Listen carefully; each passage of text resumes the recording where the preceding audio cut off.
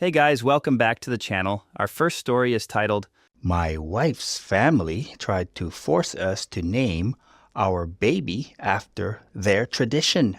When my wife Sophia and I found out we were expecting our first child, we were over the moon with excitement. We'd been trying for almost a year, and the positive pregnancy test felt like the start of a wonderful new chapter in our lives.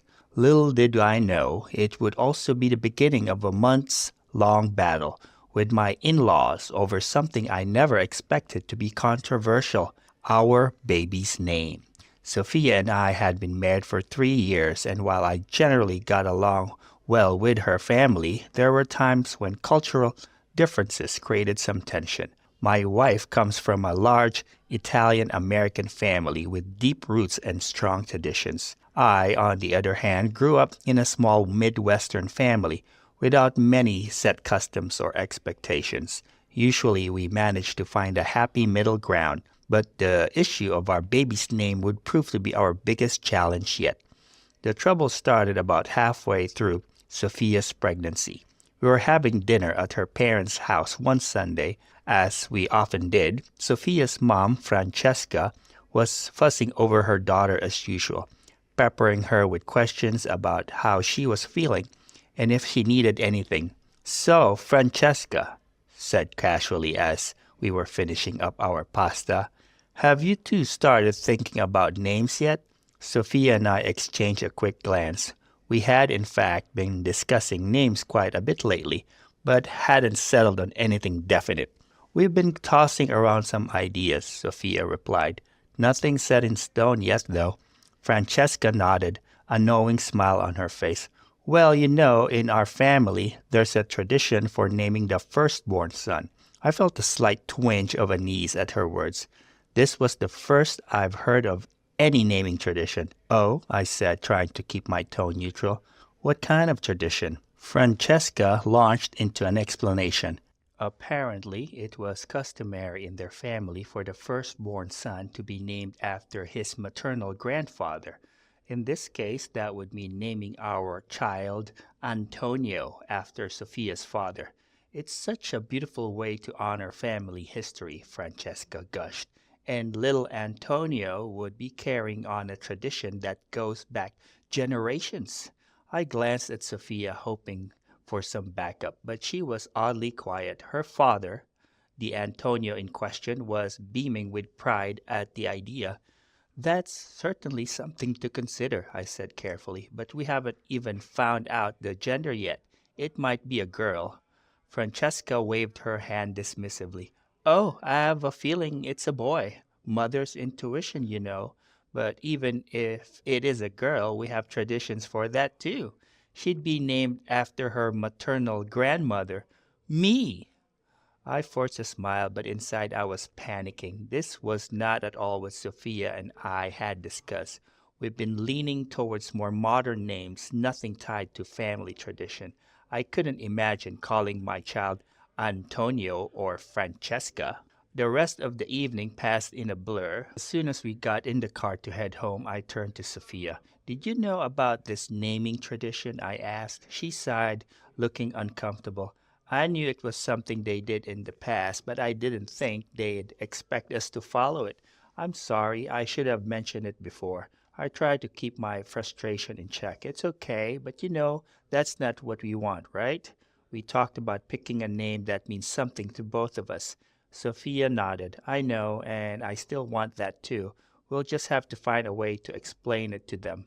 But explaining our position to Sophia's family proved to be easier said than done. Over the next few weeks, the pressure to commit to their naming tradition intensified. Francesca called almost daily, always finding a way to work the name Antonio or Francesca into the conversation. "I was just thinking how lovely it would be to have a little Antonio running around," she'd say. Or, "Francesca is such a versatile name.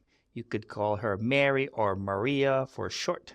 Sophia's father got in on it too, though in a less aggressive way.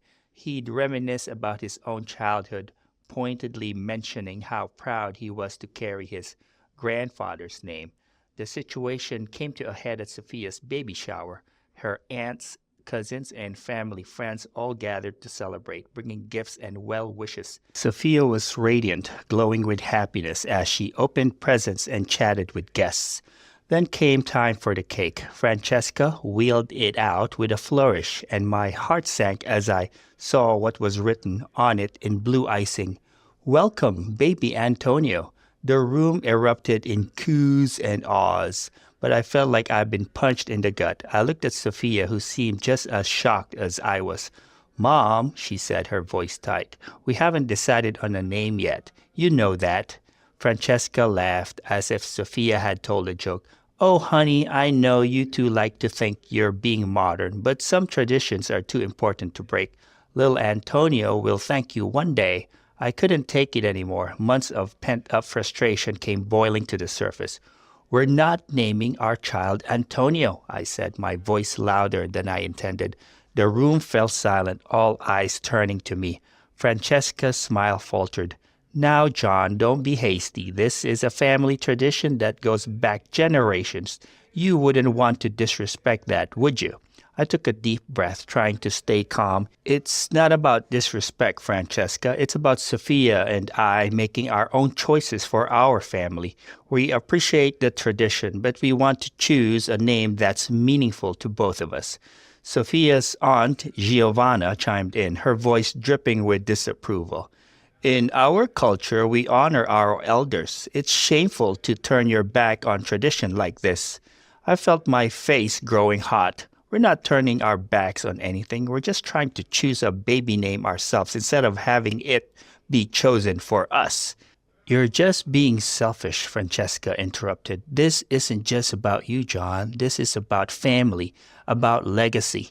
The room erupted into chaos with various family members voicing their opinions. Some sided with Francesca, insisting on the importance of tradition.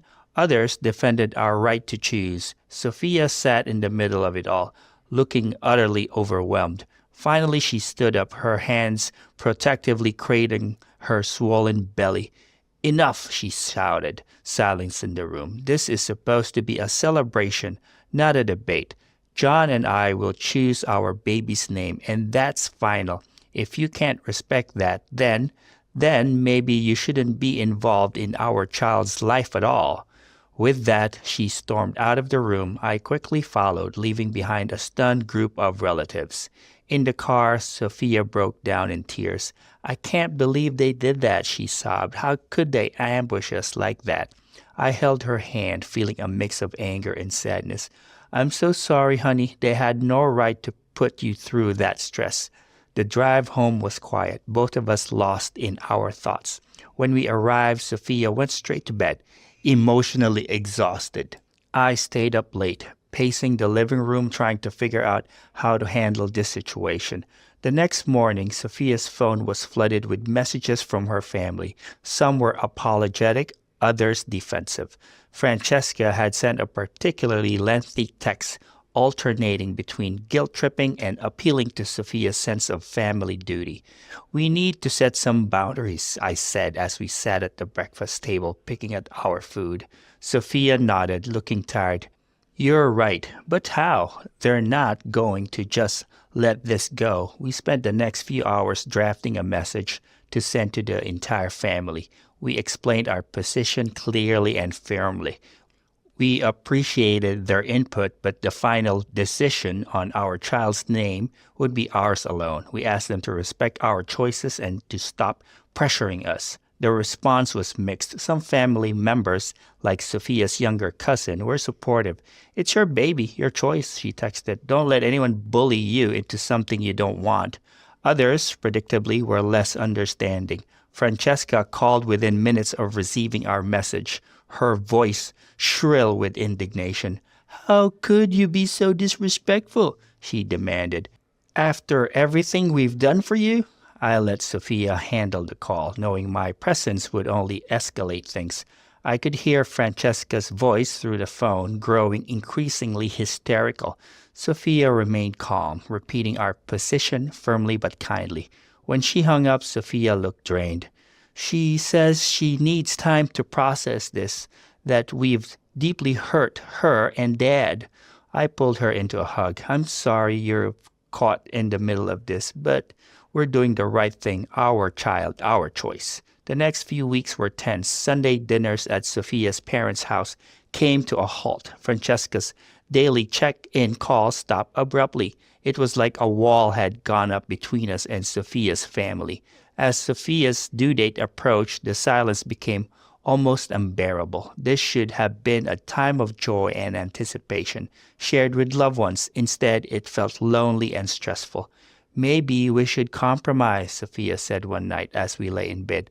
Choose a name that at least has some family connection. I propped myself up on one elbow, looking at her carefully. Is that what you want, or is it just to keep the peace? She sighed, rubbing her belly absently. I don't know. I hate this rift with my family, but I also don't want to give in to their demands. We talked long into the night, weighing our options. In the end, we decided to stick to our guns. This was about more than just a name. It was about setting the tone for how we'd make decisions for our family going forward. 2 weeks before Sophia's due date, we finally settled on the name we both love, Ethan James. It wasn't tied to any family tradition, but it felt right to us. Strong, classic, but not old-fashioned. The day after we made our decision, Sophia went into labor. Everything happened so fast. 1 minute we were timing contractions at home. The next we were rushing to the hospital. In all the chaos, I completely forgot to call Sophia's family. It wasn't until hours later, as Sophia was being prepped for delivery, that I remembered. Guiltily, I stepped out of the room to make some calls. Francesca answered on the first ring. John, what's wrong? Is Sophia okay? I swallowed hard, pushing aside our recent conflicts. Sophia's in labor. We're at the hospital. There was a sharp intake of breath on the other end of the line. We'll be right there. True to her word, Francesca and Antonio arrived at the hospital in record time. They burst into the waiting room, faces a mix of excitement and worry. How is she? Has the baby come yet? Francesca demanded. I shook my head. Not yet. The doctor says it could be a while still. We settled into an uneasy silence, the tension of the past months hanging between us. After what felt like an eternity, a nurse came out to update us. Excuse me, she said, smiling. Your wife is ready to push. Would you like to come back? I jumped to my feet, then hesitated, looking at Sophia's parents. Despite everything, I knew Sophia would want them there. You should come too, I said. Sophia would want her parents with her. Francesca's eyes filled with tears. Thank you, John. The next hour was a blur of activity. Sophia was amazing, channeling all her strength into bringing our child into the world.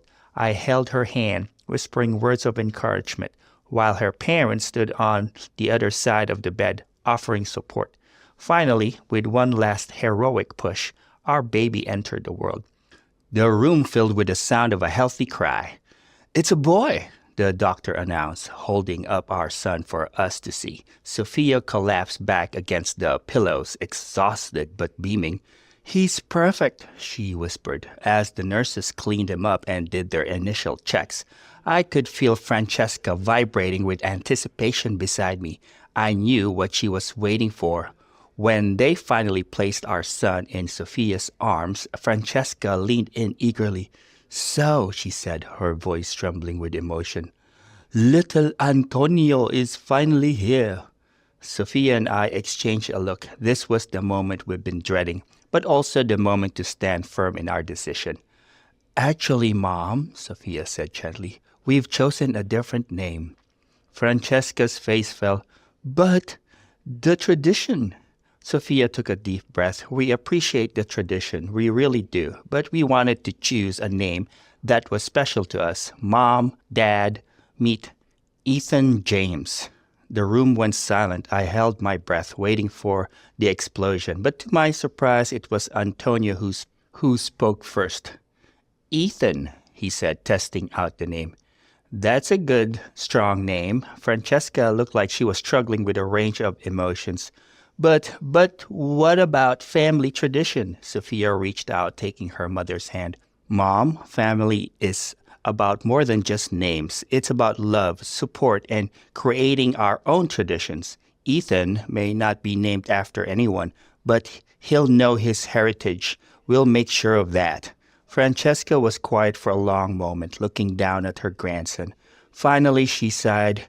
He is beautiful, and I suppose Ethan is a nice name. It wasn't full acceptance, but it was a start. Over the next few days, as Sophia recovered in the hospital, I watched as Francesca and Antonio fell head over heels in love with little Ethan. They cooed over him, marveling at his tiny fingers and toes, arguing good-naturedly over who he looked more like.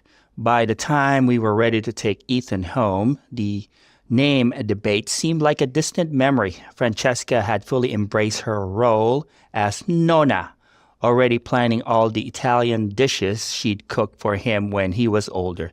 You know, she said to me as we were packing up to leave the hospital, Ethan means strong in Hebrew. That's fitting for a child of this family. I smiled, recognizing the olive branch for what it was. It is, and who knows, maybe it'll become a new family tradition. Francesca laughed, a genuine warm sound that I hadn't heard in months. Perhaps, but let's not get ahead of ourselves. One tradition at a time. As we drove home with our precious new cargo, I felt a sense of peace settle over me. The past few months have been challenging, but we'd come through it stronger. We'd stood our ground, made our own choice, and in the end, our family had accepted it. Looking in the rearview mirror at Sophia cradling Ethan, I knew we'd made the right decision. Our son would grow up knowing his Italian heritage, but also forging his own path. And isn't that what family is really about? The first few weeks at home with Ethan were a whirlwind of sleepless nights, diaper changes, and getting to know our little one. Despite the initial tension, Sophia's family rallied around us, offering support and love. Francesca was over almost daily, arms laden with homemade meals and baby supplies. She'd coo over Ethan, still occasionally slipping and calling him Little Antonio, but always correcting herself with a sheepish smile. One afternoon, about a month after Ethan's birth, Francesca arrived with a special gift. It was a beautifully crafted baby book, bound in soft leather. I made this for you, she said, handing it to Sophia. You know, it's not the name we expected, but Ethan is family, and family is what matters most. Sophia opened the book, gasping softly. On the first page, in elegant script, was Ethan's full name, birth date, and weight. Below it was a family tree, tracing back several generations on both sides. Mom, Sophia said, her eyes welling up with tears. This is beautiful, thank you. Francesca smiled, a bit misty-eyed herself. I want Ethan to know where he comes from, even if he's starting his own branch of the family tree. It was a turning point in our relationship with Sophia's family. The name debate, which had seemed so all-consuming just a few months ago, faded into the background as we all focused on the joy of having Ethan in our lives. As Ethan grew, we made sure to incorporate elements of both our backgrounds into his upbringing. We celebrated Italian holidays with Sophia's family, cooking traditional recipes and telling stories of the old country. But we also created our own traditions, like our annual camping trip or our Sunday morning pancake breakfasts. Ethan thrived, growing into a curious, energetic toddler with a mischievous grin that could melt the sternest heart. He had Sophia's dark curls and my green eyes, a perfect blend of both of us. On Ethan's third birthday, we had a big family gathering to celebrate. As I watched him run around the backyard, playing with his cousins and being doted on by grandparents, aunts, and uncles, I felt a surge of gratitude. I reflected on the journey we'd been through. The name debate had been stressful and at times hurtful, but it had also been an important step in establishing our own family unit. We learned to stand up for our choices, to communicate clearly with family, and to find compromises that respected both tradition and our wishes. These were lessons that would serve us well as we continued to navigate the challenges of parenthood. We'd weather the storm of family expectations and come out stronger for it, And in the end, we created our own tradition, one of love, respect, and the courage to forge our own path. The name debate was long behind us now, but its lessons would stay with us always as we look to the future. Whether it held more children or other family decisions, we knew we had the strength to face whatever challenges came our way. Together as one united family, we were ready for anything. Here are my thoughts about this story. So let's break this down real quick. We've got John and Sophia, this cute couple, expecting their first kid, and then bam! The in-laws swoop in like they're the naming police or something. I mean, come on, who ambushes someone with a welcome baby Antonio cake at a baby shower? That's some next level meddling right there. The continuous use of Antonio as the name had me cringing back. I gotta say, I was getting some serious secondhand stress just listening to this. Like, imagine being Sophia stuck between her hubby and her family. Talk about being caught between a rock and a hard place. And John, man, I felt for the guy. He's trying to be respectful but also stand his ground. It's like watching someone try to defuse a bomb while juggling flaming torches. But here's the thing that really got me. The way this whole situation exposed those underlying family dynamics. You know what I'm talking about, right? Those unspoken rules and expectations that every family has. This story just stripped the Band-Aid right off and let all that drama spill out. I'll be honest, there were moments when I wanted to reach through my screen and shake some sense into Francesca. Like, lady, it's not your baby, but then again, I kind of get where she's coming from, too. Family traditions can be a big deal, especially in close-knit cultures. It's just, maybe dial it back a notch. And can we talk about the baby shower scene for a hot second? I was cringing so hard, I think I pulled a muscle. Public family drama is the worst, am I right? But props to Sophia for standing up and shutting that nonsense down. Girls got a spine, and that's something that we heavily needed in a situation like this. Now, I'll admit, there was a part of me that was worried this was going to end badly. You know how some of these family feud stories go. Next thing you know, someone's writing in to ask how to deal with estranged in-laws or something. But I gotta hand it to John and Sophia. They handled this like champs. They came out of it strong with no estranged family members that were cut out of their lives. And that's the most solid victory I've seen in these stories yet. And now, guys, we will move on to the second story of the video. Please like the video if you have enjoyed it so far. The story starts like this. My parents tried to sabotage my relationship because they didn't approve. The day I met Victor changed my life forever. I was 25, working as a graphic designer and completely unaware that my world was about to be turned upside down. It was a crisp autumn afternoon, and I had settled into my favorite corner of the local coffee shop, determined to finish a project that had been giving me trouble all week. I was so engrossed in my work that I didn't notice him approach until it was too late. The sound of a cup tipping over was followed by a rush of hot liquid across my table. I jumped up, barely saving my laptop from the spreading puddle of coffee. I was irritated at first, obviously, but the way the man profusely apologized had me softening my stance. He offered to buy me a drink, to which I declined, but he insisted. And as we waited in line, we started chatting. His name was Victor, and he worked as a mechanic at a local garage. As he talked about his job, his eyes lit up with passion. It was clear that he truly loved what he did. What was meant to be a quick apology turned into hours of conversation. Victor was funny, intelligent, and easy to talk to. We discovered we had similar tastes in music and movies, and he even made me laugh with his terrible puns. By the time we parted ways, I had a new number in my phone and butterflies in my stomach. Over the next few weeks, Victor and I went on several dates. Each one only confirmed what I had felt that day. There was something special between us. He was kind, considerate, and treated me with a level of respect I hadn't experienced in previous relationships. We could talk for hours about anything and everything, or sit in comfortable silence simply enjoying each other's company.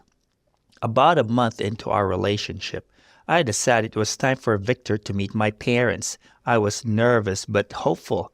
My parents had always been loving and supportive, if a bit traditional. I thought they'd be happy to see me so content. How wrong I was.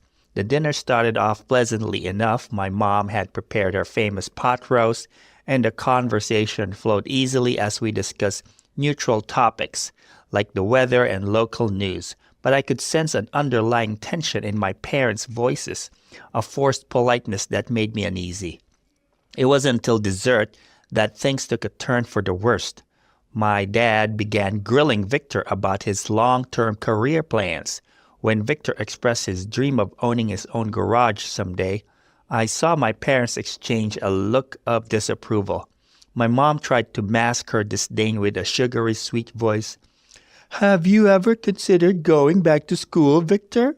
she asked. There were so many opportunities for young people these days. Victor's honest answer that college wasn't for him seemed to solidify my parents' negative opinion. The rest of the evening was painfully awkward, with my parents' questions becoming more pointed and their disapproval more apparent. As soon as Victor left, my parents pounced. "Honey," my mom began, her voice dripping with false concern, "don't you think you could do better? I mean, a mechanic? What kind of future can he provide for you?" My dad chimed in. "I'm sure he's a nice guy, Isabella, but you have to think about your future. You've worked so hard to get where you are. Do you really want to throw that away on someone who doesn't match your ambition?" I was stunned by their shallow judgment. "Victor is kind, intelligent, and hardworking," I defended. "His job doesn't define who he is as a person." But my parents wouldn't listen. They spent the next hour listing all the reasons why Victor wasn't good enough for me. I went to bed that night feeling hurt and angry, never imagining that this was just the beginning of their campaign to sabotage my relationship. Over the next few months, my parents' disapproval became increasingly blatant. They would make snide comments about Victor's job whenever I mentioned him. My mom constantly tried to set me up with the sons of her friends, all lawyers, doctors, or businessmen. She would conveniently forget to invite Victor to family events or schedule them when she knew he had to work. When Victor did manage to attend family gatherings, my parents subjected him to a barrage of thinly veiled insults and put-downs. They would question his intelligence, making comments like, "Oh, you haven't read that book? I thought everyone knew about it." Or they would belittle his career, saying things like, "It must be nice to have such a simple job, no stress, no real responsibilities." One particularly painful incident occurred at my cousin's wedding. Victor had taken time off work to accompany me, even buying a new suit for the occasion. We were mingling at the reception when I overheard my mom talking to my aunt. "It's such a shame," she said loudly, not caring who heard. "Isabella is so bright. She could have had anyone, but she's wasting her potential on that mechanic. I mean, can you imagine her introducing him at company events? 'This is my husband. He changes oil for a living.' It's embarrassing." Victor's face fell and my heart broke. I confronted my mom, but she didn't even have the decency to apologize. "I'm just being honest, Isabella," she insisted. "Someone has to look out for your future since you seem determined to throw it away." Despite my parents' constant undermining, Victor and I grew closer. She was my rock, always supportive and understanding, even when my family treated him poorly. We started talking about moving in together, a prospect that filled me with excitement and dread in equal measure. I knew my parents would not take it well. When I finally worked up the courage to tell them, the reaction was even worse than I had anticipated. My dad exploded, his face turning red as he forbade me from taking this step. "You are not moving in with that grease monkey," he shouted. "I won't allow it." My mom tried a softer approach, but her words were no less hurtful. "Sweetheart, you're making a mistake," she said, her voice sickly sweet. "You haven't thought this through? What if you get pregnant? Do you really want to raise a child on a mechanic's salary? I was furious at their presumption. I'm 25 years old, I reminded them. I'm capable of making my own decisions. Victor and I are moving in together whether you approve or not. This led to weeks of tension. My parents alternated between guilt-tripping me and trying to bribe me to change my mind. They offered to pay for a fancy apartment if I'd live alone, or to fund a graduate degree if I'd focus on my career instead of rushing into a serious relationship. But I remained firm in my decision. Victor and I found a small but cozy apartment, and despite my parents' predictions of doom, we were happier than ever. Living together only confirmed what I already knew. Victor was the one for me. However, my parents weren't done with their sabotage attempts. They started showing up at our apartment unannounced, always with some flimsy excuse.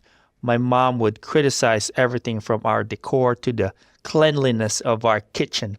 She would make backhanded comments like, "Oh, I see you're still using those cheap plates. I guess Victor can't afford to buy you nice things." My dad took a more direct approach. He cornered Victor one day when I was out grocery shopping, trying to intimidate him into leaving me. Victor later told me about the encounter, his voice tight with suppressed anger. "Your dad told me I wasn't good enough for you," Victor said. "He said I was holding you back, that you deserved someone who could provide you with a better life. He even offered me money to break up with you." I was livid. I confronted my dad, demanding to know how he could be so disrespectful. His response was callous.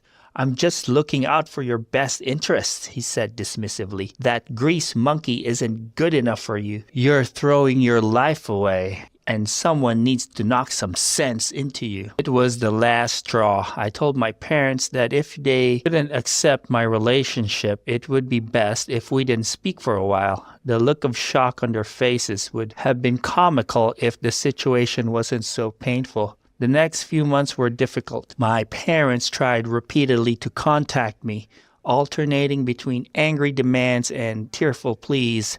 I stood firm, only responding to say that I would talk to them when they were ready to accept my relationship with Victor. Meanwhile, Victor and I focused on building our life together. We both worked hard, saving money for our future. Victor's dream of owning his own garage was starting to seem more and more achievable. And despite my parents' dire predictions, our relationship only grew stronger. But my parents weren't done trying to interfere. They started reaching out to my friends and coworkers, spinning tales about how Victor was holding me back and how I needed to be saved from this relationship. Some of my friends told me about these attempts, shocked at my parents' behavior. My parents seemed determined to turn everyone in my life against Victor. They reached out to other friends, to my cousins, even to my boss. Most people saw through their manipulations, but it was exhausting, constantly having to defend my relationship. Things came to a head when my parents showed up at my workplace. I was in a meeting when my assistant came in looking uncomfortable. "Your parents are in the lobby," she whispered. "They're causing a scene. Security is asking if they should call the police." Mortified, I excused myself from the meeting and rushed to the lobby.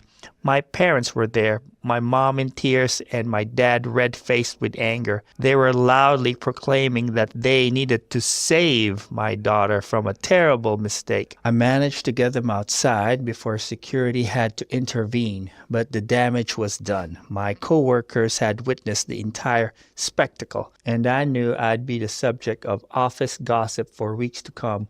"What were you thinking?" I hissed at my parents once we were outside. "You could have cost me my job." "We're trying to save you from ruining your life," my dad shouted back. "Can't you see what that mechanic is doing to you? You used to have ambition, goals. Now you've settled for a life of mediocrity." I took a deep breath, trying to calm myself. "Victor isn't doing anything to me except loving and supporting me," I said as calmly as I could. "You're the ones trying to control and manipulate me. If you can't accept my choices, then I don't want you in my life." I walked away then, leaving them standing on the sidewalk. My hands were shaking as I returned to my office, but I felt a sense of relief. I had finally stood up to them, made my position clear. I hoped that maybe now they would back off, but my hopes were in vain. If anything, my parents became more determined in their efforts to break Victor and me up. They started sending long, guilt-inducing emails describing how my rebellion was breaking their hearts. They would show up at our apartment demanding to be let in. When we refused, they would stand outside, alternating between pleading and threatening. Through it all, Victor remained my rock. He never spoke ill of my parents, always encouraging me to keep the door open for reconciliation if that's what I wanted. His maturity and compassion in the face of such hostility only made me love him more. About a year after we moved in together, Victor proposed. It was a simple, heartfelt proposal at home, just the two of us. He got down on one knee in our tiny living room, presenting me with a modest but beautiful ring. "Isabella," he said, his voice thick with emotion, "you've stood by me through everything. You've shown me what true love and partnership mean. Will you marry me?" I said yes without hesitation, tears of joy streaming down my face. It was perfect, a moment of pure happiness, untainted by the drama with my parents. But reality soon intruded. When news of our engagement reached my parents, they launched their most aggressive campaign yet to break us up. They showed up at our apartment, alternating between begging me to reconsider and threatening to cut me off financially, even though I was already financially independent. They tried to plant doubts in my mind, saying things like, "Are you sure he's not just after your money? And do you really want to be a mechanic's wife for the rest of your life?" They couldn't seem to understand that I was proud of Victor and his work, and that his career didn't define his worth as a person. My mom even went so far as to try and sabotage our wedding plans. She called vendors we had booked, trying to cancel our reservations. She spread rumors among family members that I was being forced into the marriage, causing some relatives to call me with concerns. One afternoon, I received a call from the wedding venue. "Hello, I'm calling to confirm that you want to cancel your reservation," the coordinator said, sounding confused. "Cancel? No, of course not," I replied, my heart sinking as I realized what must have happened. "Oh," the coordinator said, sounding relieved. "It's just that we received a call from someone saying she was your mother and that the wedding was off. We don't usually take cancellations from anyone but the bride or groom, but she was quite insistent." I apologized profusely, explaining the situation. The coordinator was understanding, but I was furious when I confronted my mother. She didn't even deny it. The stress of dealing with my parents began to take its toll. I was losing sleep, constantly anxious about what they might do next. Victor suggested that we consider taking a stronger stance for the sake of our mental health. After much discussion and soul-searching, we decided to send my parents a final message. I wrote them a long email, pouring my heart out. I detailed how their behavior had hurt me, how their inability to accept Victor had damaged our relationship. I explained that their actions had shown me that they didn't respect me as an adult capable of making my own decisions. I told them that Victor and I were getting married with or without their blessing. I made it clear that if they couldn't accept my choice and treat Victor with respect, they would not be welcome at the wedding. I left the door open, saying that if they were willing to make a genuine effort to change, they could slowly rebuild our relationship. To my disappointment, but not my surprise, their response was not what I had hoped for. Instead of taking responsibility for their actions, they doubled down. They accused Victor of turning me against them, insisted that they knew what was best for me, and demanded that I come to my senses. It was at that moment that I realized that protecting my relationship and my own mental health meant going no contact with my parents. It was one of the hardest decisions I've ever had to make, but I knew it was necessary. Victor and I got married in a small, intimate ceremony, surrounded by friends and chosen family who truly supported us. It was a bittersweet day, filled with joy in our love and commitment to each other, but tinged with sadness at the absence of my parents. As I walked down the aisle, I couldn't help but think of how different this day was from what I had imagined as a little girl. I had always pictured my dad walking me down the aisle, my mom crying happy tears in the front row. Instead, I walked alone towards the man I loved, surrounded by people who had chosen to support us.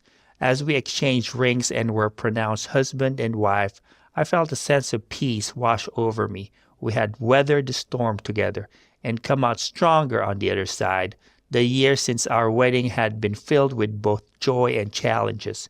Victor opened his own garage, which has become successful beyond our wildest dreams. I've advanced in my graphic design career, even starting my own freelance business on the side. We've traveled, adopted a dog, and recently bought our first home. My parents have made several attempts to reestablish contact over the years. Sometimes they seem genuinely remorseful. Other times they fall back into their old patterns of trying to manipulate me. Each time I've had to remind myself why we chose to go no contact in the first place. It hasn't been easy. There were times when I missed them terribly, when I wish they could be part of our lives. Holidays and milestone moments are particularly difficult, but then I remember the stress, the constant criticism, the attempts to undermine my relationship, and I know we made the right choice. Victor has been incredibly supportive through it all. He's held me when I cried over the loss of my relationship with my parents, never once making me feel guilty for the pain their absence causes. He stood by me every time I've had to reinforce our boundaries when my parents have tried to push their way back into our lives. Looking back, I'm grateful for the struggles we went through. They taught me to stand up for myself and for the people I love. They showed me the strength of my relationship with Victor. And ultimately, they led me to create firm boundaries that protect my mental health and my marriage. It wasn't easy and it wasn't always pretty. There are still days when I second guess our decision to cut contact, but then I look at the life Victor and I had built together, the love and respect we share, and I know we made the right choice. Our story might not have the happy ending of reconciliation that I once hoped for, but it has a different kind of happy ending. We've created our own family, one built on mutual respect, understanding, and unconditional love. We've learned that sometimes the family you choose is more important than the family you're born into. I still hold out hope that one day my parents will truly understand the harm they caused and make a genuine effort to change. If that day comes, I'll be open to slowly rebuilding a relationship with them. But until then, Victor and I will continue to live our lives on our own terms, free from their judgment and interference. Our journey has taught us the power of standing firm in your convictions, the importance of choosing your own path in life, and the strength that comes from having a supportive partner by your side. It's not the story I imagined for myself when I was younger, but it's a story I'm proud of. A story of love triumphing over prejudice, of personal growth, and the family we've created for ourselves. Now I feel a sense of peace and excitement for the future. Victor and I will raise our child with the love, acceptance, and support that we had to fight so hard to find. And while the absence of my parents will always be a scar on my heart, I know that the family we've created is strong, loving, and complete. Our story is a testament to the fact that love doesn't always come in the package we expect. But when it's real, it's worth fighting for. Victor and I fought for our love, and we won. And in that victory, we found a happiness greater than anything I could have imagined on that fateful day in the coffee shop when a clumsy mechanic spilled his latte and stole my heart. Here are my thoughts about this story. First off, can we talk about Isabella's parents? I swear I haven't wanted to reach through my screen and shake some sense into fictional characters this badly since, well, ever. The way they treated Victor was straight up brutal. I mean, sure, we all want the best for our kids, but there's a line between being protective and being total jerks. And these folks pole vaulted over that line like it was an Olympic sport. I gotta admit, there were moments when I was yelling at my mic, "Isabella, girl, stand up for your man." But you know what? The more I read, the more I realized how tough that must have been for her. It's easy for us to sit here and say what we do, but when it's your own parents, that's some heavy stuff to deal with. Don't get me wrong, you should definitely end up standing up for your significant other in a situation like that, but we should at least stop to acknowledge some of the difficulties of that action. And Victor, man, that dude's got the patience of a saint. If my girl's parents were calling me a grease monkey and trying to bribe me to break up with her, I don't know if I could have kept my cool like that. Major props to him for being the bigger person throughout all this drama. But you know what really got me? It was when Isabella's mom tried to cancel their wedding behind their backs. Like, who does that? I was sitting here, mouth hanging open, thinking, no way, this has to be made up. But sadly, I've seen enough crazy stories on this channel to know that truth is often stranger than fiction. And for those of you that fear something like this happening, here's a tip. You can set up security phrases or words with your vendors. Just ask for them to put in a system like that, and major changes to the project will require the magic words. Very handy wedding crasher repellent. The wedding scene itself, though, that hit me right in the feels. When Isabella talked about walking down the aisle alone instead with her dad, I'm not gonna lie, it got a little misty-eyed. It's a powerful reminder that sometimes the family we choose is more important than the family we're born into. Now, I know some of you might be thinking, I mean, come on, cutting off your parents is a bit extreme, isn't it? And yeah, I get it, family is important. But you know what? It's more important, self-respect and mental health. Sometimes loving someone from a distance is the best thing you can do for yourself. What really stuck with me about this story is how it shows that love isn't about status or money or what your parents think. It's about finding someone who stands by you when the shit hits the fan. Sometimes who makes you want to be a better person, and let's be real. A dude who can fix your car and a supportive partner, that's a catch in my book. I gotta say though, the part that really got me thinking was at the end, it made me wonder about my own life, you know? Like, what kind of example am I setting? What kind of love am I putting out into the world? Am I putting out the right type of love? Am I having spaghetti for dinner tonight? Yeah, one of those is not like the others, in case you couldn't obviously tell. Anyways, guys, I hope you enjoyed the video. Please like and subscribe, and I'll see you again tomorrow.